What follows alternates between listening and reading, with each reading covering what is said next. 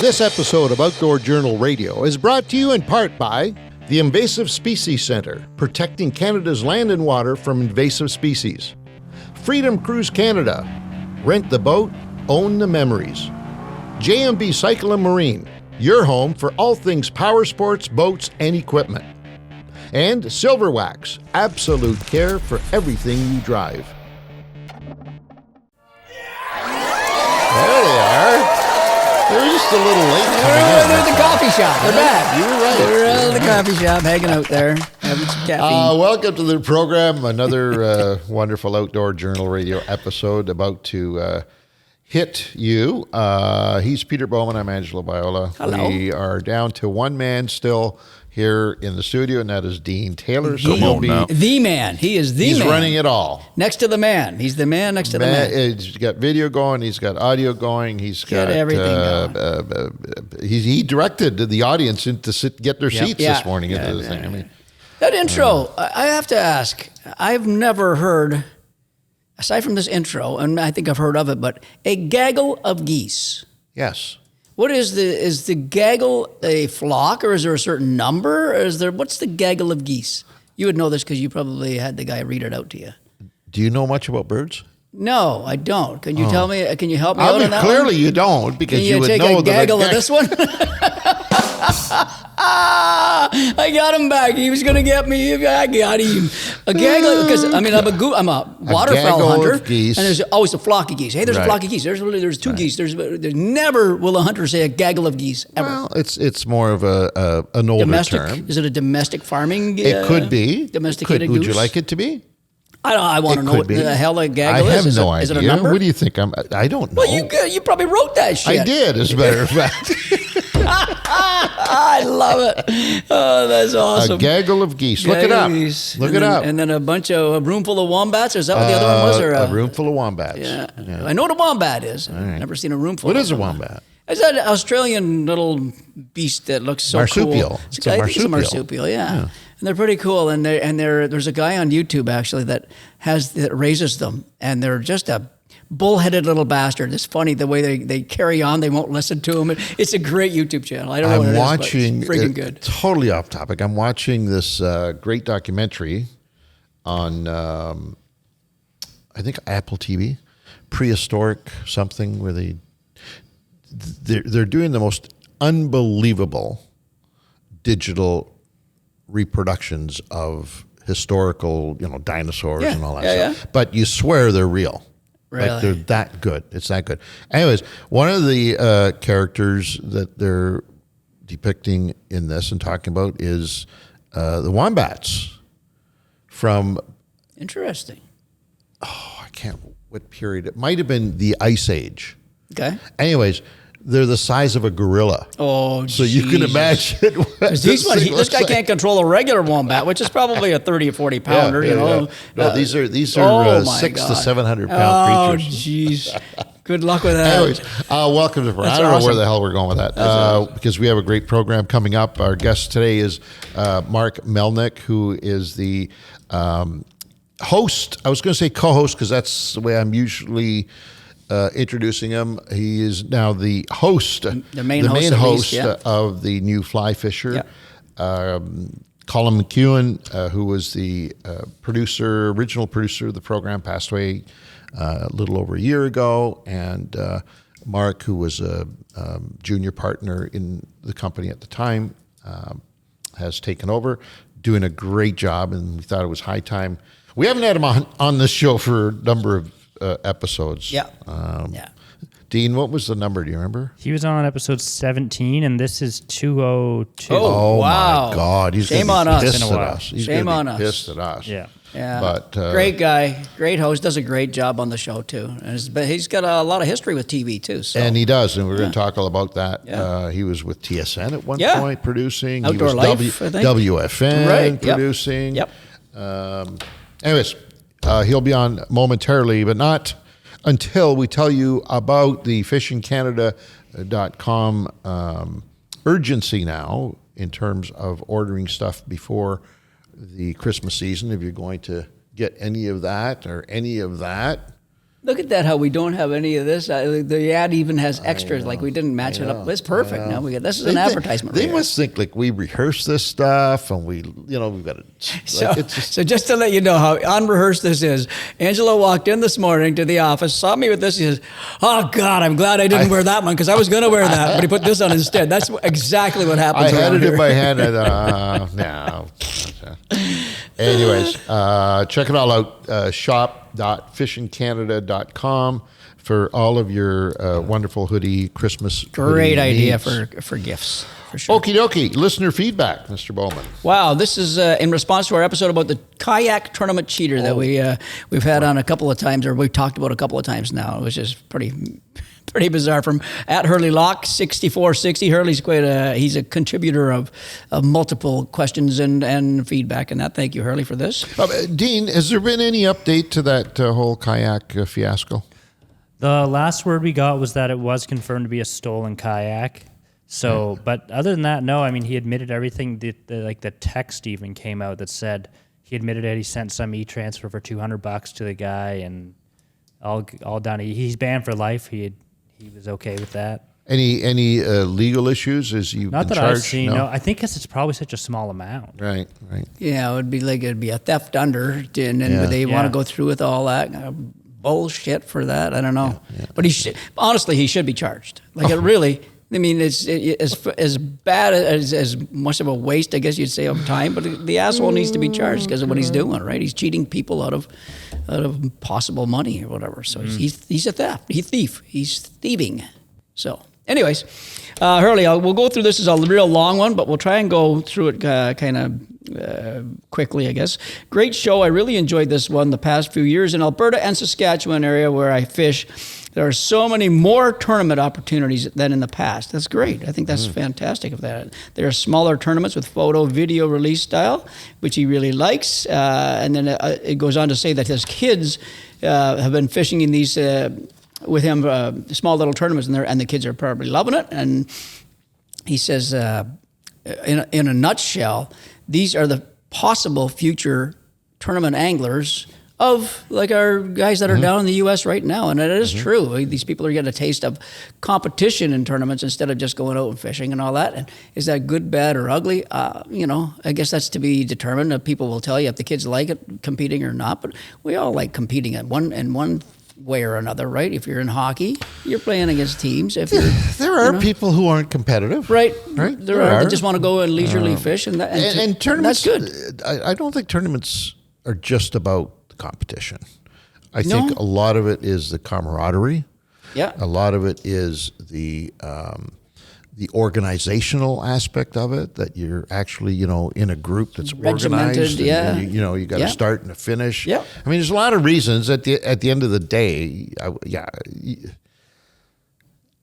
It's pretty hard not to have a competitive, especially once you're in it. Like if you take a non-boater tournament person that's never fished in a tournament, and then by the end of the day, he's going, oh my God, wow, that was crazy. You know what I mean? And it's like decision making, on the spot decision making. Like you have to do this, or you're going to crap out on that, or whatever. He goes on to say, in my opinion, on another part of our past talk all the time, forward-facing sonar specifically, I absolutely think they need to be permitted. I personally don't have one, which is great to say that but if the angler next to me does, hats off to him or her. That's well said. And I think, I think more people need to have that attitude instead of I don't have one, so nobody else can have one sort of thing. Well, then we should all be barefoot and naked. Well, fishing, it says, are you going to take the skates off of Connor McDavid? Right. You know what I mean? And that's exactly what it is.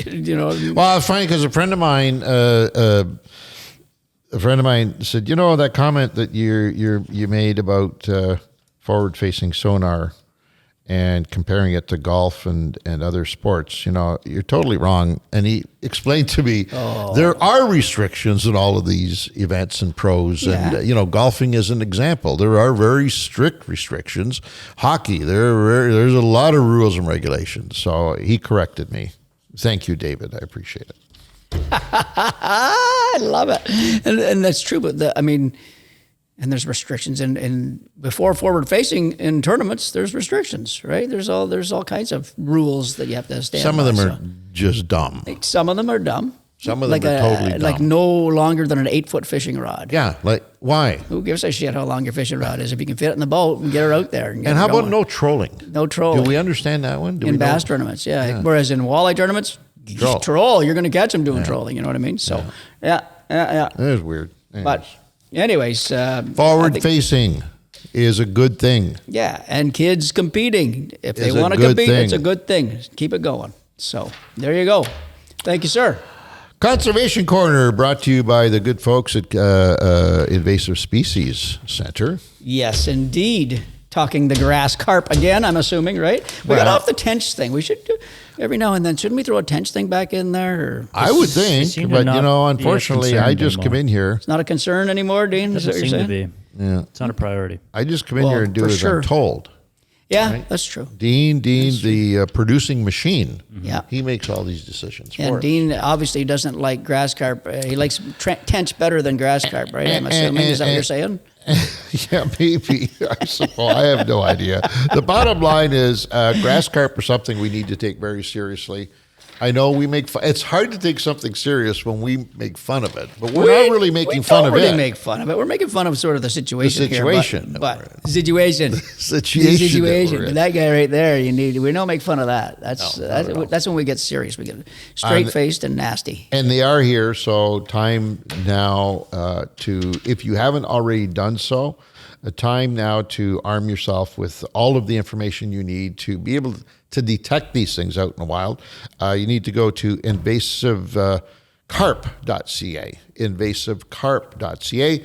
Download all the images and the information, the data that's there for you. Put it on your phone. When you go out this coming year on your regular fishing days, just keep an extra eye out. Be a little more vigilant, especially in shallow water areas, right? Yeah. Where you can might see. Be able to spot them, yeah. Exactly. Dead or alive. You can spot them. The shells against is alive, but sometimes they die and they float to the surface. You take a look. Every time you go by a dead fish on the water, you should just drive by closer with your boat and take a look at it. Just if it's a common carp, if it's a sheephead, leave it alone. Doesn't matter. But if it's a grass carp and you look at it on your phone, and how do you know the difference between all these? You have it on your phone, Oh, Angelo. All right. They're on their phones all day long anyways, right? So you're taking pictures of fish nowadays. People don't even carry cameras anymore. It's a phone. They're so good. So just put that in your phone and say, hey, wait a minute. I heard Pete talking about that. I need to report it. Invasivecarp.ca is your friend. In the news, brought to you by J&B, your good friends at the...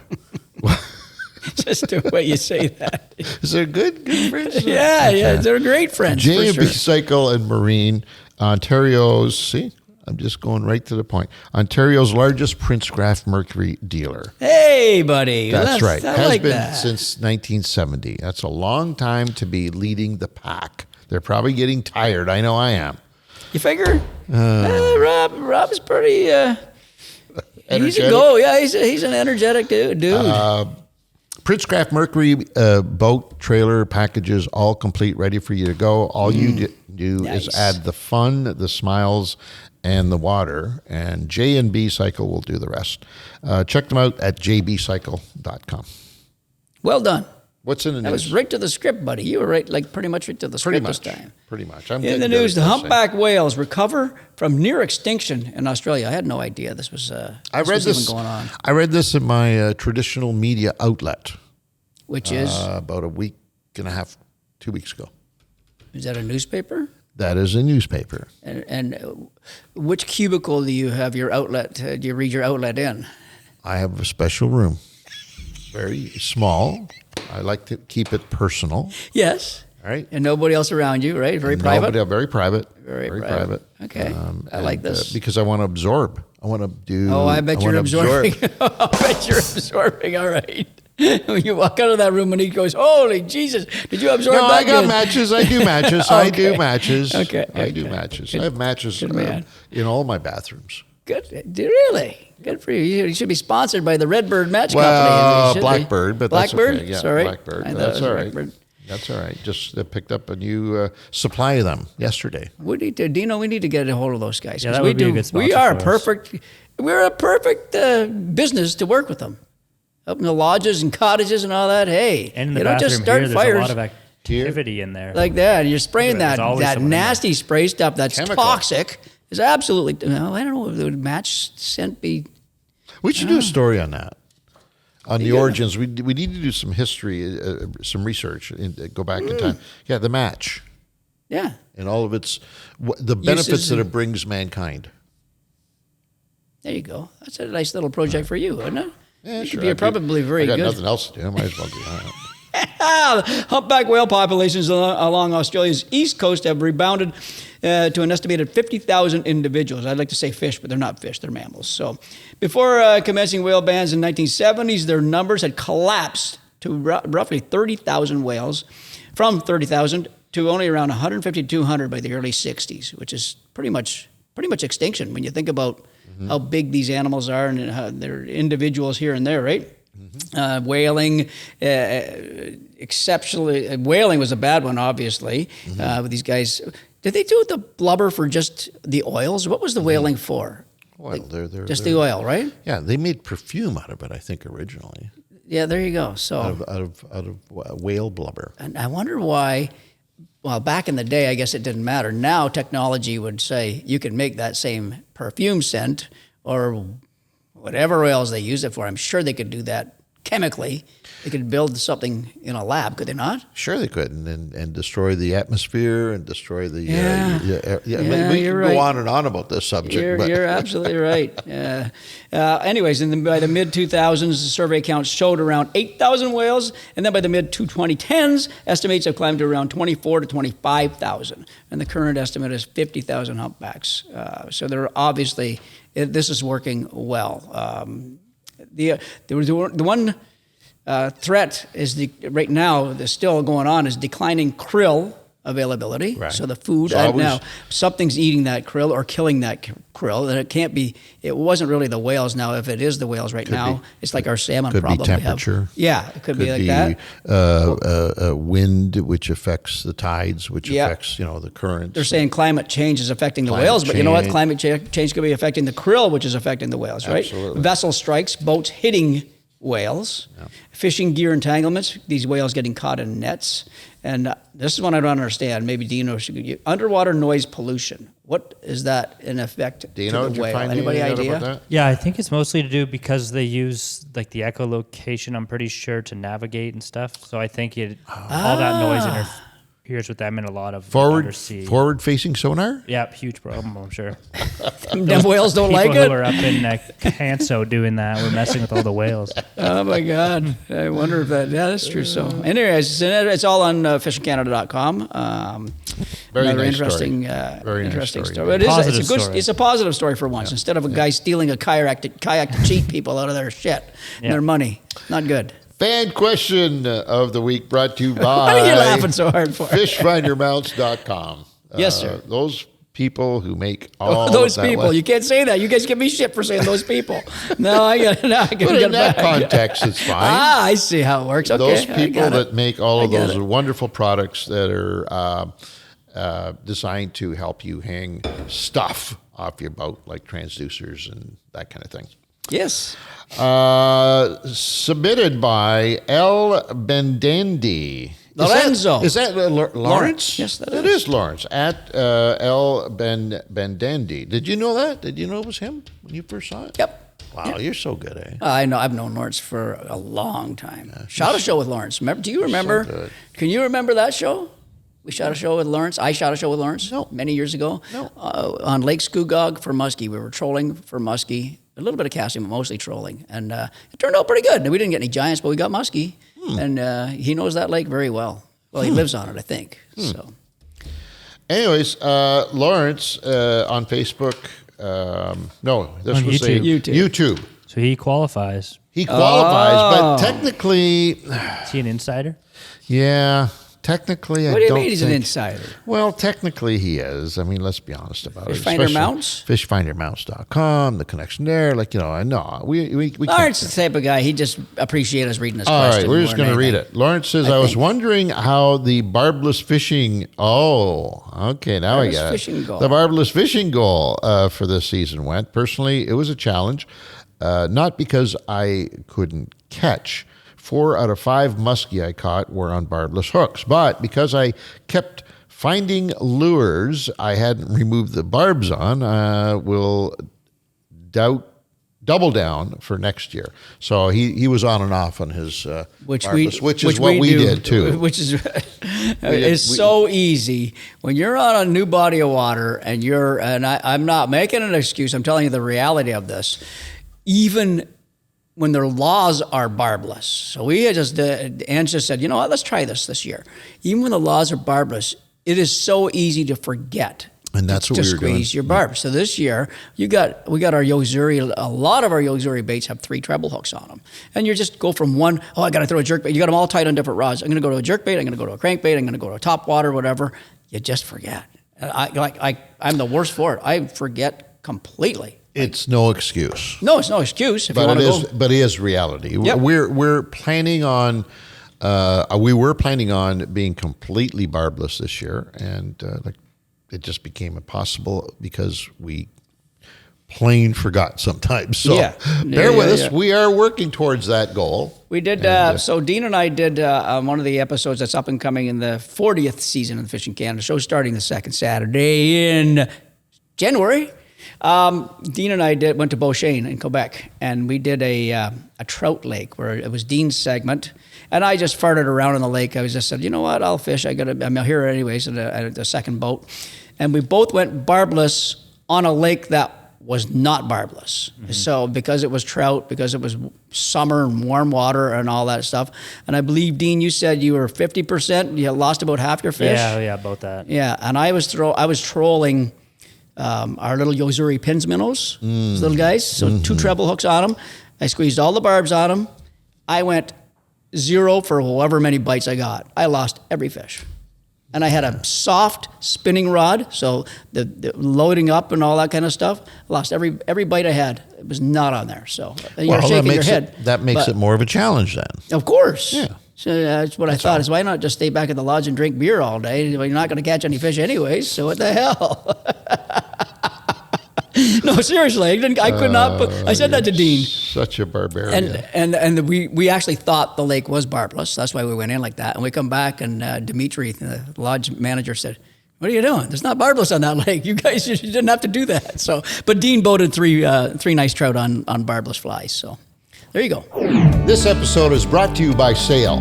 Sail is proudly Canadian and stocked with over 100 Canadian brands you know and love. From rods and reels to sonars to kayaks and every last lure you've seen on the Fishing Canada show, Sail has all the gear to get you on the water. Drop into one of 12 stores across Ontario and Quebec and talk to the real fishing specialists, or gear up online anytime at sail.ca. Sail, the ultimate destination for your outdoor adventures. This episode is brought to you by Anglers Leaderboard and its Spot Mapper feature. Spot Mapper connects your catch data to your spots, allowing you to view your catch history. With Spot Mapper, your locations stay completely private. Only you can access them, so your favorite spots stay your secret. Learn more at anglersleaderboard.com. All right, this next segment brought to you by Silverwax. With the right tools, cleaning your car or boat or bike or, I don't know, whatever. Friend. All your dog. How about your dog? Silverwax on your dog. I love it. We should try. I guess we can't say that. I'd like to try it on my dog. But it doesn't have to take all day. And no, you get that right. Silverwax has been bringing you the right products, the right tools since 1999. Proudly Canadian and trusted by drivers coast to coast. Stuff works good, guaranteed. As we are proof, we will trust our word in this one. People don't think we clean our shit.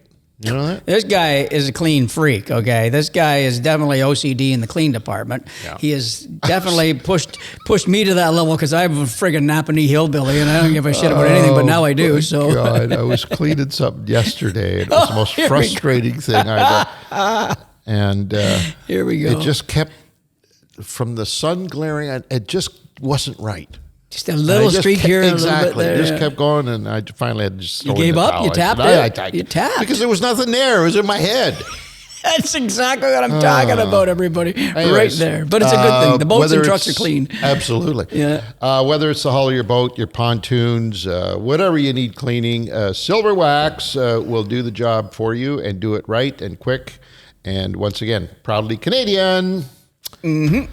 All right, our guest today hasn't been on for a little period of time. A major event took place in between, and we want to talk about that and a whole bunch of other things with Mark Melnyk, the new fly fisher. Welcome to the show, Mark. Thanks, guys. Thanks for having me. Been a while. Yeah. A Yeah, lot it's of been a water. while. A lot of water has passed under the bridge, as they say. Wow, look at you doing all these cliches since that too. time. I You like that, eh? Yeah, it was good. Right. Yeah. I think passing- the last time we saw you was at the Toronto Sportsman Show 2 years ago. 2 years ago. Not last year. Wow.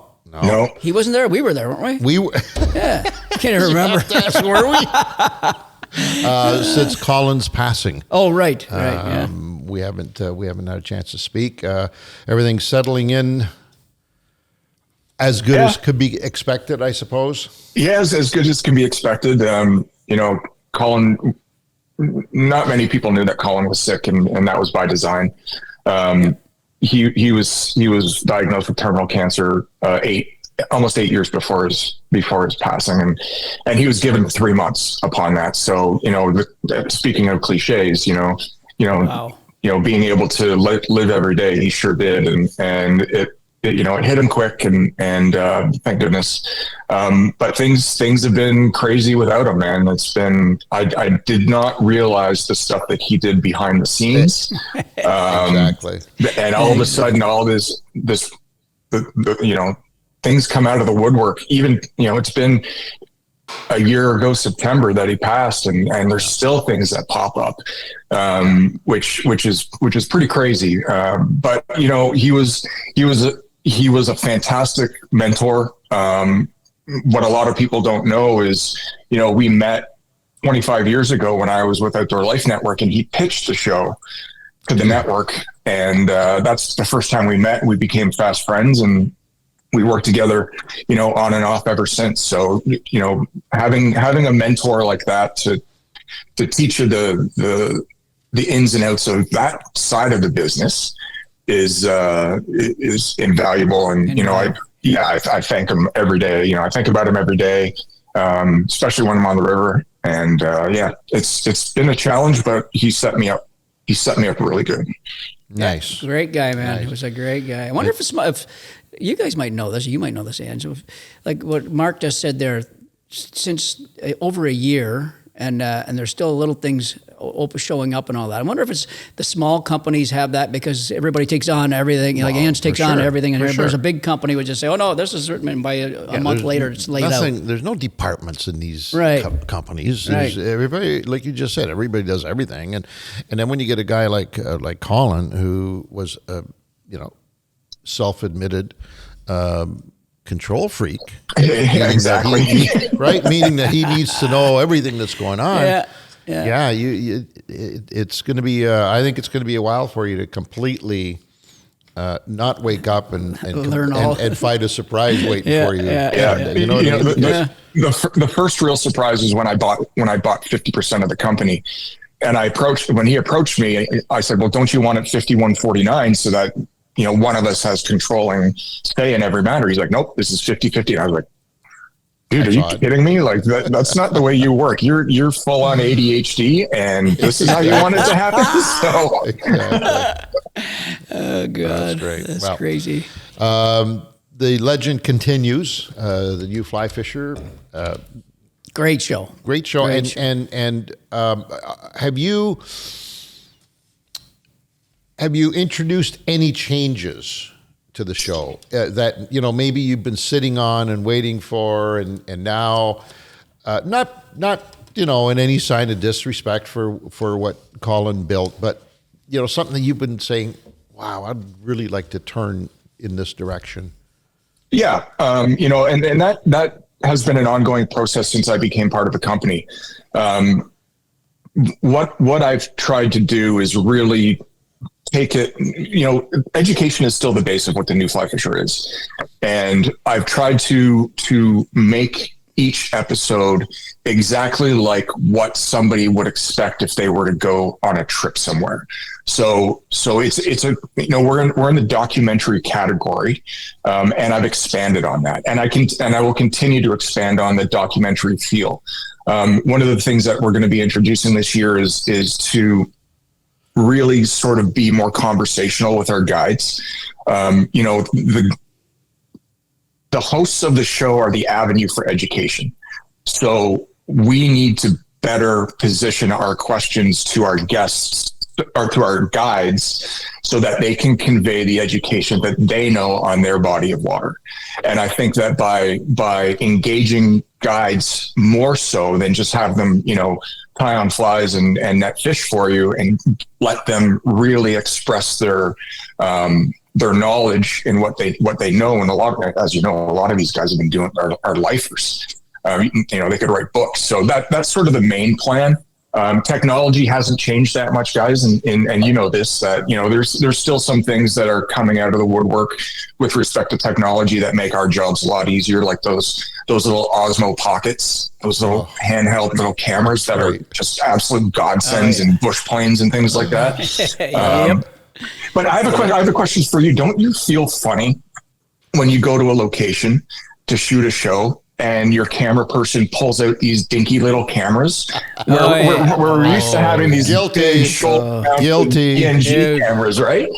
I'm still not completely over that yet. We were at the point at one time of getting our whole Sony rig up there and just say, don't even shoot with it, just have it there, so it looks good, because the other stuff does almost as good a job. You're right, though. Yeah, it's kind of just the worst part was an embarrassment factor. Guys, we're not doing that. Even back in the day when we did have the big Beta flashy cams stuff, I always wanted to go over and above, with the barn doors and the rails and anything I could add to those cameras to make them look, I don't know, more cinematic, I guess, was always the goal. And now, like you just said, beep, beep, okay, I'm done. Yeah. And it is weird. It is weird. And for people listening, you got a $4,000, $5,000 Sony A3S or whatever. These little Osmos are very comparable. Very comparable to these major priced cameras, the red cameras and all. They're not exact, but I'll tell you what, for a fishing show, a lot of times you can't tell the difference, right? Not at all. I got a question for you, because you just, and it just dawned on me as you were talking. Okay, so you're a documentary. Mm-hmm. Now, this is the style, right? The category that you fit in. What's the difference? Define a documentary. What qualifies as a documentary, and why? That's a good question. A documentary is defined as, in my opinion, the being immersed in a situation. So whether you're immersed in somebody's life, or you're immersed in an event, or you're immersed in a sport, a documentary is all the happenings around that versus going out and just doing something. Right. So you're actually taking people not quite behind the scenes, but you're letting people see the surroundings of the final product, if you will. So for us, when we do, for the new fly fisher, when we go to a location, the documentary check marks are, what's the food like? What's the accommodations like? What are the hosts like? What do they offer? All that sort of thing that really gives people an idea of what they can expect on a vacation. And I was at the Denver Fly Fishing Show last winter, and I had a number of people come up to me and ask, where are you going this summer? Because we plan our trips around where you guys go. Kind of like that Guy Fieri show, diners, dives, and whatever, where people actually travel to these places to sample the food. Well, people are doing that in the fly fishing world, and I'm sure they do it with Fishing Canada show as well. Mm-hmm. Yep. Yeah, we usually run into them. They're there before us. They say, "Hey, what time you got here?" Kick the shit out of the fish for a week, and then we got to go after that. But anyway, no, I was just curious, because a lot of what you just said is what we do on the show. But I've never looked at our product as a documentary. But anyways. Yeah, I just good point. I do like what you're doing with the guides, because like you, as we have learned, and people don't get to see, or here, but these guys are, and sometimes girls, but mostly the guys, and they are so full of knowledge, of local knowledge, and even just general knowledge, just the little tip on something, the way you tie something on, whatever. They are so knowledgeable, and they just don't get, heard enough, for sure. That's great. I like that. And the more that we do that, the better off our audience is, not only for watching an episode, but we will isolate those things, and some things that don't make it in the show, we'll isolate them and isolate those and use them to fuel the media fire that is social media too, right? So it really benefits all platforms. Yep, for sure. Now, you mentioned you met. Originally got involved with the new fly fisher at your previous job, but you had a few jobs in the fishing industry prior to that too, right? You did the usual stuff, the guiding and everything else. Yeah. So after OLN, I got headhunted, if you will, to start the new, not the new fly fisher, the World Fishing Network. So I went there and worked on WFN to get that launched. And I was fortunate enough to do 3 different series with WFN as a host.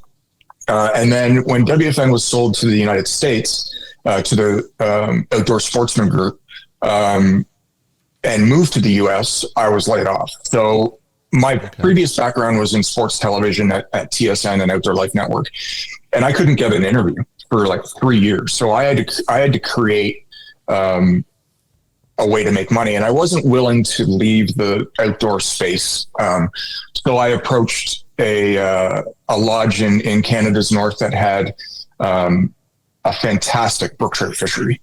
I mean, the cliche world class is thrown around a lot, but I've caught a lot of brook trout, and there's nothing like fishing up in the Albany River system. And I was hired on as a sort of a product development person. So I would go up there for a couple of weeks during the summer, talk to our Aboriginal elder friends and find out where they would fish when they were kids, where their moms and dads would take them. Then we go and jump in the beaver with a canoe, fly to the headwaters of these rivers and float down and fly fish for brook trout, and sort of gauge those river systems as to whether or not they were worthy enough to build out a fly brook trout program. So I did that for a number of years, and then that dried up.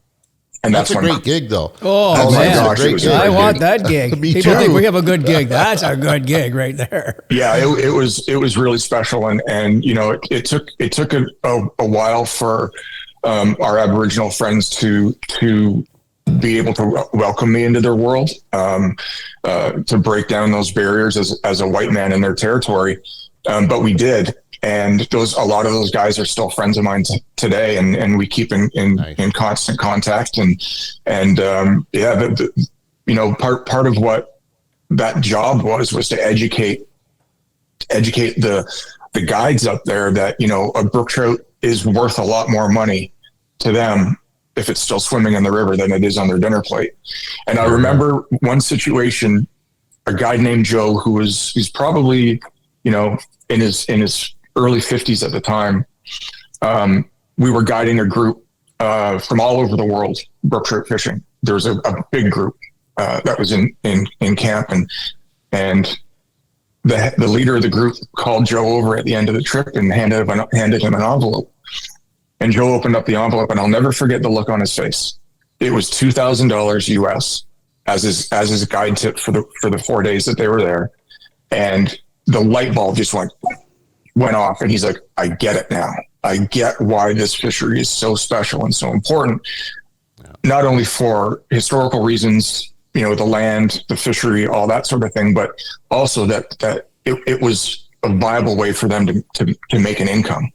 Right. Sure. So it was a pretty interesting hope. And you're right, guys. It was a really, really fun time. To be able to explore those rivers and see the things that we were able to see a lot of these rivers don't see 4 or 5 rods a year. Right. So it's a pretty special place.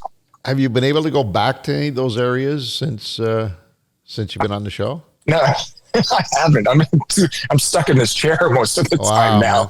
Wow. Yeah. Even for a show opportunity for shooting purposes, right? It would be Yeah. because that to me would be a documentary. If you could stand on a rock someplace and say, 20 years ago I stood on this rock as a raw rookie, coming up, doing the job that I just described, and here we are 20 years later. The program obviously it bears fruit, because today there are camps. Like I could see this wonderful story with you in the middle of it. Yeah, absolutely. It's a great idea. Yeah. Hey, Mark, did you say you used canoes, like a beaver to bring a canoe in and do that? Is that what you said? Yeah. We'd strap 2 canoes on each pontoon, or a canoe on each pontoon, and take off and find a landing spot and find a pickup spot, unlash the canoes, and the pilot would go back. They were non-motorized canoes. They were paddle only. Is that what you did? We did have, for certain rivers where we knew that there were big lakeouts on those rivers, we would pack like a 2-horse or a 4-horse Mercury along and utilize those just to maximize our time. Right. Because we were there to work. We had to come back with some intel on whether so we had to cover water. So the reason I was asking is because of a lot of these rivers up there, the Albany included, there's a lot of current, right? There's a lot of, so if you drop in at a top end and you go down with canoes, then you need a pickup point for the plane to drive down and pick you up. Is that what you did? Yeah, exactly. So we'd map it out. We'd map it out first on a paper map, and then or on our computers, and then we would go and we would fly to the takeout.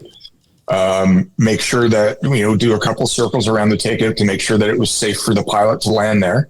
And then we'd go up to the put in, the pilot would haul out, and then we'd do our work, and then he would come and get us at the end of the day. Cool. Okay. I like finding out new things on the show as we go live. I just found something out now as I'm reading the paper in front of me.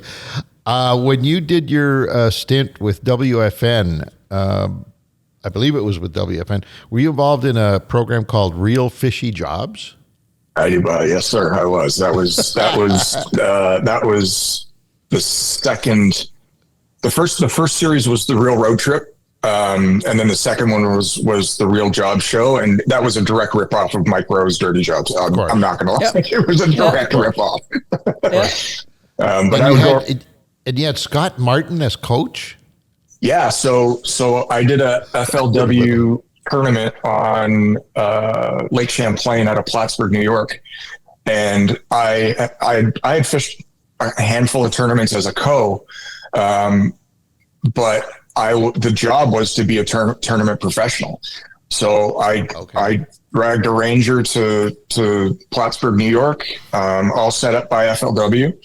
And if you remember Charlie Evans, he was instrumental in bringing that together. And I did the full, practice days, did the tournament, had, all the weigh-ins, and then had a charity tournament at the end. I think we fished 8 or 9 days straight during that stretch. And I'll tell you, my admiration for tournament anglers went through the roof, because I was exhausted at the end of that.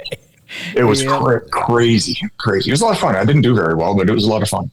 Is that available online? Is all this old stuff available online? Do you know, or YouTube? I don't think it is. To be honest with you, I think the trailers are online, but WFN has not released them. But Scott Martin was a fantastic coach. He, we'd meet every morning and every night, and we wouldn't talk shop, but he, because it's illegal. But we would, he'd give me pointers on how to manage your day and that kind of thing, and how'd you do at the end of the day.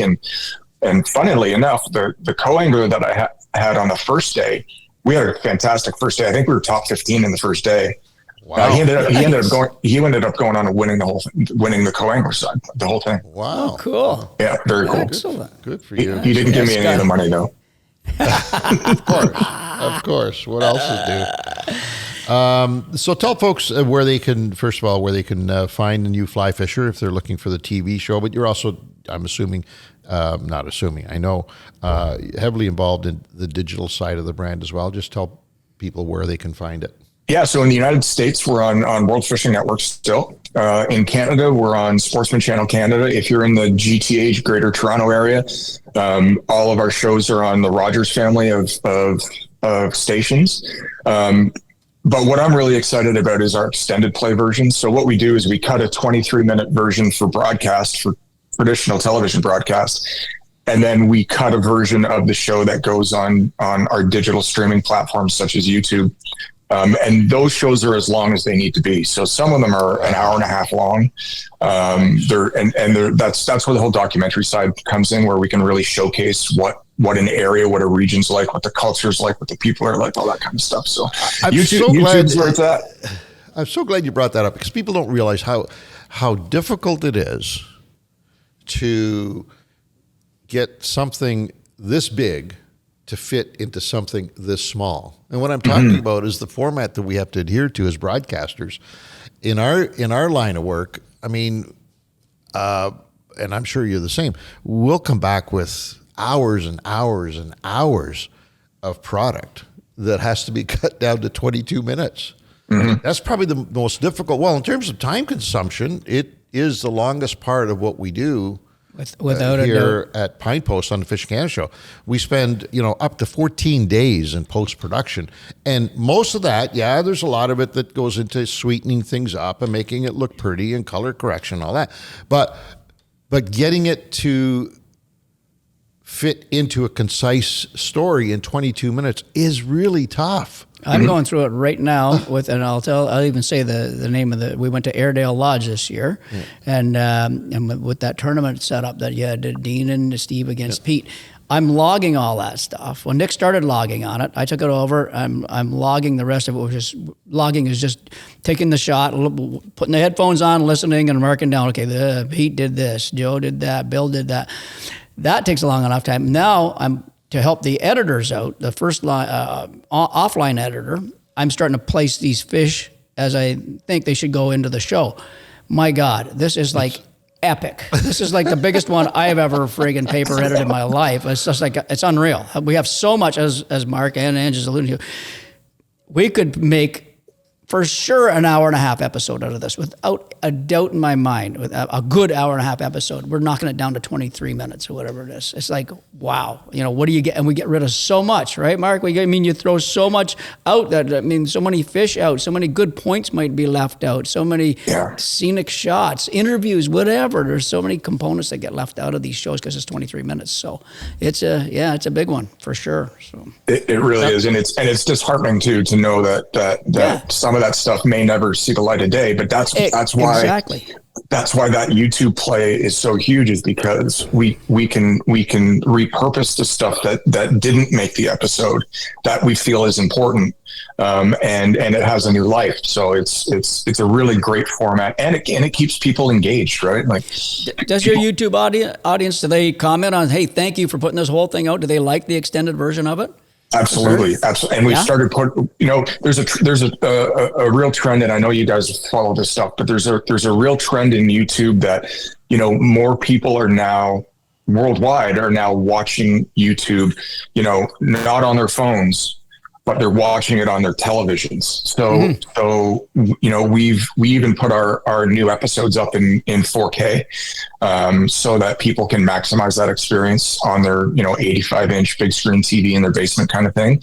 And our distributor has now, in the last year and a half, has now asked specifically for 4K version. So we've been going back for the last, we're on season 21 now. We're back to season 16 and up-resing everything into 4K for our international distribution play. So it's pretty crazy. Interesting. That's interesting. It's another process. There you have go. to go Exactly. through. I see you have does that look like a YouTube plaque behind you there? Is that what that is on the other side? That's the 100,000 subscriber award that they give you when you hit 100, and we're creeping up close to 200,000 now, which is amazing, for a niche sport like fly fishing. It's pretty fantastic.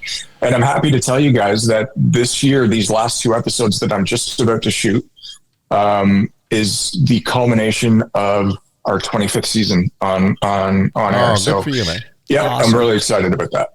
Awesome. And you should be. Well done. That's a great milestone. Yeah. And what do you guys? You guys are coming up to 40 now, aren't you? 40 January. We changed it. January. The second Saturday. The in- 10th. Second Saturday of January is coming our up 40th season. will be our airing. 40th broadcast season. Yeah. Well, congratulations. Thank you. Thank you too. Thank Just you. makes us all old. That's all it does, Mark. Okay. That's all it does. We interrupt this program to bring you a message from Anglers Leaderboard, an AI-powered platform built for today's anglers. Use your phone and the photo measure board to automatically detect length and species, log catches, and track your stats over time. Whether you're fishing solo or joining a regional tournament, ALB helps you stay organized and competitive. Head over to anglersleaderboard.com to learn more and start using ALB today. Anything new in the new season that you've added that visually will jump out and audiences? That's different. Yeah, I think we're going to continue to expand into other markets, start showing some different countries. You know, I've heard great things about Iceland and Bosnia and Serbia and Italy. Wow. You know, we're going to continue our push in through South America, Chile and Patagonia, Argentina, that sort of thing. You know, I'm also in love with Canada's far north. And I don't mean like Northern Ontario, which I do love, but you know, I'm talking like Far north. Nunavik, you know, up in the Arctic. So yeah, different locations, different accents, you know, different kinds of guides. That's sort of what we're pushing for this coming season. Yeah. Nice. It's Nice. funny. I think the last episode that we recorded of this podcast, that was a question that came up from one of our fans wanting to know about that process. Yeah. You know, how does that process work? And so we kind of walked them through it a little bit, but it is a very, and keep in mind now, we also spent a decade of outdoor journal television, which was an incredible experience for us because we were traveling to all those places you just mentioned, not for fishing, but doing crazy and wild things that back then were sort of, now they're fashionable. Back then it was like, are you out of your mind type of stuff, right? Yeah. So we've got a lot of experience at putting these difficult pieces of visual entertainment together, but the audience has really no idea what goes in. Like you just mentioned about 9 different countries there in where you see yourself going. The difficulty in putting all that together, it's not just a matter of opening up a book, say, okay, I want to go there. But the logistics and whatnot that goes into that is just mind-boggling. And not just that, but as we talked on the last episode, it's also, you know, from a financial standpoint, it's got to be feasible. Yeah. At least for us. I don't know about you, but certainly for us, it has to make sense financially in order to, because there's a lot of places we'd love to go, but we probably won't because it just doesn't make, economically speaking, it doesn't make sense for us, right? Exactly. So I'm sure you run into the same problems. Absolutely. The bottom line comes first. And if traveling to a far off location doesn't make sense economically, then we're not going to do it. But finding partners to make those ends meet is key. And I find that, and I'm sure with you, with Fishing Canada show as well, the more partners you have, the more people are willing to listen. Sure. And government loves partnerships. You know, so to be able to pull those key people together to all work on the same page without cutting each other's grass, you know, is it's almost as difficult as putting the shows together in post production. It's another puzzle to have to put together. For sure. You know, the one thing, I just talked to Jamie Pistilli, friend of ours. I don't know if you know Jamie. He's an avid fly fisher. And Ted Putnam at times. You know Ted for sure. And the one thing that blows my mind is some of these destinations that you're talking about, the time it takes just to get there and the amount of flights and that. So give us an example of a really exotic but awesome fishery. But Well, where are you how long going? it gets You said you're going next week? Or Chile? Chile? Is it Tomorrow, yeah. Tomorrow, myself and Ryan Pizzacalla, our camera guy, and Tom Rosenbauer from the Orvis Company are all going to meet down in a place called Balmaceda, Chile. It's in southern Chile, so my day tomorrow will be I'll leave the house here at 7 a.m., get on a flight from Toronto to JFK in New York, spend 6 hours in JFK. Then at 11:55 p.m., I will jump on a plane and fly to Santiago, Chile, where we will have another 6-hour layover. That's a 12-hour flight. And then I will jump on another plane from Santiago and fly into Balmaceda, which is a 4-hour flight. And then at 4:30 in the afternoon Chilean time, I get picked up by the outfitter, and we have a 5-hour drive to the lodge. There you go. That's what I mean. These fly fishing excursions are like, you have to be dedicated and love the sport, because that alone, twice there and back. I mean, that's most people don't like, an hour flight. Never mind. Never mind 2 days worth of flights. I mean, most people can't deal with an hour. We complain going to the Northwest Territories, get a beautiful hotel to stay overnight, and fly in the next morning. We think that's a long time, but that's crazy. No, it harkens certainly back to our outdoor journal days when we used to do that on a regular basis, and loved it. It was fantastic. What a great way to make a living, and you guys do such a great job of being able to capture all those moments. I'm sure in that episode, we'll see some of that travel, right? The audience will see some of that. Yeah, you got to show that. And that just adds so much to the product, the final product. What's your species you're going for? Is there a or a couple of species? So I'm excited. This is probably going to be my 6th trip down there. And the outfitter is a guy who gets it. The lodge is called Magic Waters Patagonia Lodge, and he's got 3 different outfits down there. One on the Baker River, which is not quite as large as Niagara, but it's a big river. It's like a hydro river kind of deal. And we're fishing brown trout and rainbow trout down there, all on fly. But I was talking about the outfitter Eduardo because he gets the process, and he gets what we try to do, and he gives us creative reign to shoot topics and themes on these shows that we can create. So we're doing 2 episodes down there, one at Baker River, and that one is going to be based on waters that we've never seen before. So that's part A. So the guides are going to take us to waters that we have never fished. And then part B is waters that the guides have never fished. Oh, so that's cool. Yeah, super like cool. That. So there's so much water down there that you can literally just look at a map and drive there and go. And it's 99% public water, which is fantastic. The second episode, which I'm really excited about, is fishing unconventional flies for trout. So I'm bringing my saltwater box down. So permit crabs, bonefish flies, bass poppers. I don't have it on my desk, but I actually have a fly that looks like a slice of pizza, complete with pepperoni and green peppers. So we're just going to have fun with that. And the fishing is so awesome. Fantastic down there. I bet you I will catch a 22-inch brown trout on a piece of pizza. that would be outstanding. I want to see that show already. There you go. That's great. Good for you, buddy. Listen, always a pleasure having you on the show. We really appreciate you taking the time.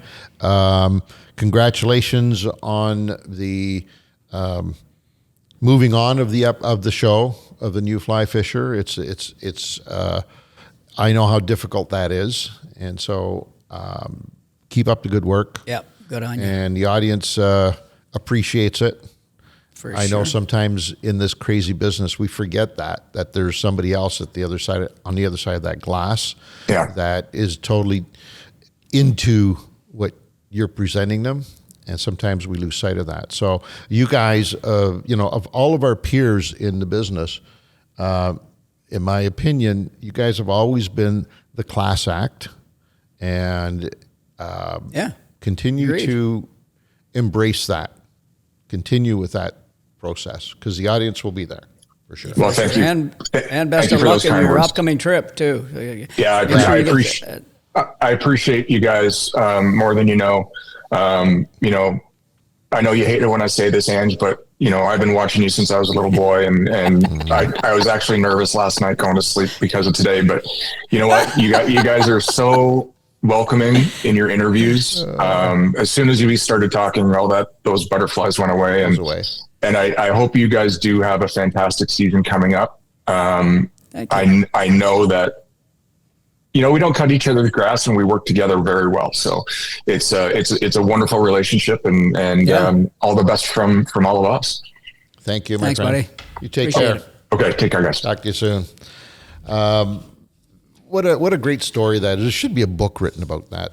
Well, yeah, the history of the fly, the new fly fisher, Collins, and the hosts that they've had, past and present and future, maybe. Yeah, I've been privy to, Collins behind the scenes, right? Information. You and Colin are quite tight throughout the years, and it's a fascinating story. Yeah, that whole fly fisher. And Mark's doing a great job. And Mark's doing a great job. And I'll be honest with you, I was a little leery when he first came on board, because I didn't think that he quite fit into that space. Right. But man, was I wrong. Yeah, with his past different, that fishy jobs and all those little, he's definitely a diverse on-camera personality. So. Sure. Great guy too. So, anyways, check them out. New Fly Fisher, they're everywhere. But go online. They've got hell. If you're listening to this, you're probably one of the 200,000 subscribers that they have. Never mind. Come on over and subscribe to us too. We want one of those plaques.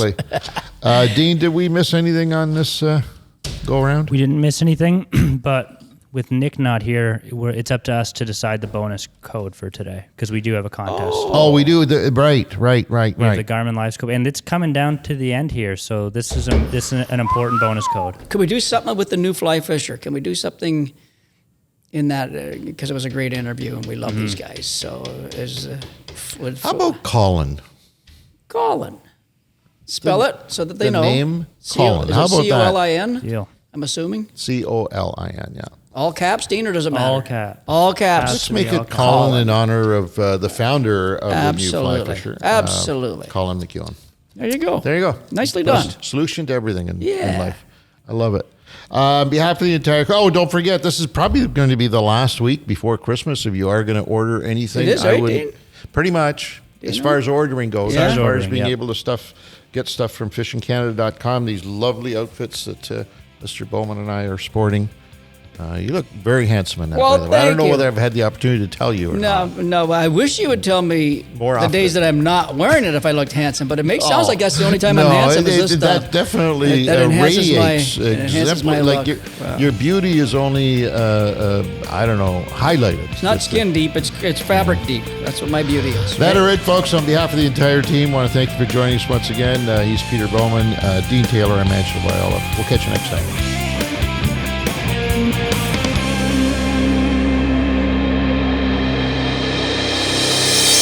This episode of Outdoor Journal Radio is brought to you in part by the Invasive Species Centre, protecting Canada's land and water from invasive species. Freedom Cruise Canada, rent the boat, own the memories. JMB Cycle and Marine, your home for all things power sports, boats, and equipment. And Silverwax, absolute care for everything you drive.